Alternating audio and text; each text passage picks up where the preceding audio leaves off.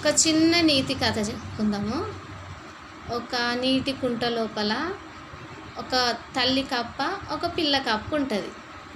ఈ రెండు మాట్లాడుకుంటే ఏమనంటే, తల్లి బిడ్డకు ధైర్యం చెప్తుంది, చిన్న కప్పకు చెప్తుంది అనమాట. ఏమనంటే, ఈ నీటి కుంటలో మనం ఉన్నాం కదా, ఏ దానికి భయపడకుండా ధైర్యంగా ఉండాలి, ఏదొచ్చినా తినాలి అని చెప్తుంది అనమాట.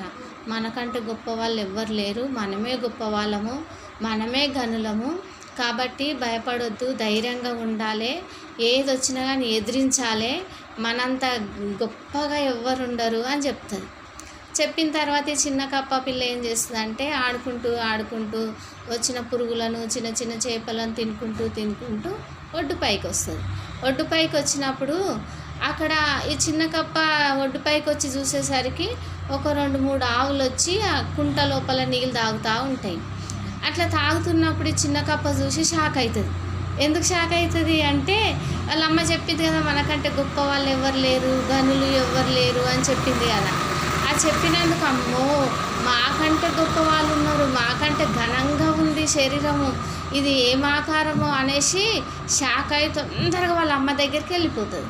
వెళ్ళిపోయిన తర్వాత వాళ్ళ అమ్మకి చెప్తుంది అనమాట, అమ్మ నువ్వు మనకంటే గొప్పగా ఎవ్వరు లేరు, మనకంటే ఘనంగా ఎవ్వరు లేరు అని అన్నావు కదమ్మా, నేను ఆడుకుంటూ బయటికి వెళ్తే పెద్ద ఆకారంతో వచ్చింది ఒకటి, అది నీళ్ళు తాగుతుంటే నాకు భయమైందమ్మా, నేను భయపడ్డాను, భయపడొద్దన్నావు కదా నాకు, కానీ భయమైంది ఆకారం చూడంగానే అంటుంది.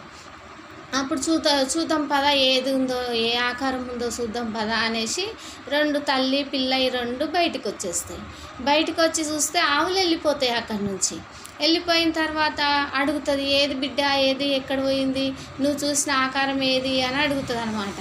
అడిగినప్పుడు ఆ చిన్న కప్ప పిల్ల, నేను నిజంగా చూసినమ్మా, కానీ ఇది ఇప్పుడు వెళ్ళిపోయింది కదా అని అంటుంది.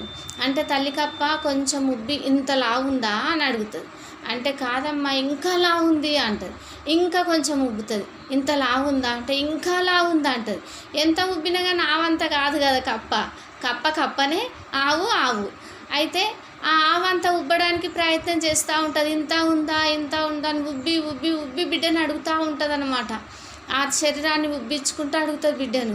ఎంత ఉబ్బినా కానీ ఆవంతా కాలేదు కాబట్టి బిడ్డ కప్ప కాదమ్మా ఇంకా అంటుంది. అన్న కొద్ది కప్ప ఉబ్బి అంత డమాల్ మన పేలిపోయి చచ్చిపోతుంది.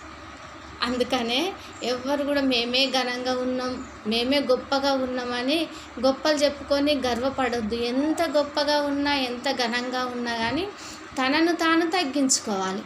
తనను తాను తగ్గించుకొని వాడు హెచ్చించబడును, తనను తాను హెచ్చించుకొనివాడు తగ్గించబడును అని బైబిల్ వాక్యంలో ఉంది.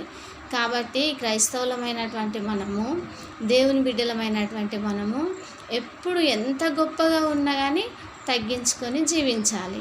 ఇది ఎంతమందికి నచ్చిందో, ఎంతమందికి ఇష్టం అనిపిస్తుందో వాళ్ళందరూ ప్రైజ్ ది లార్డ్, హల్లెలూయా, ఆమేన్ అనండి.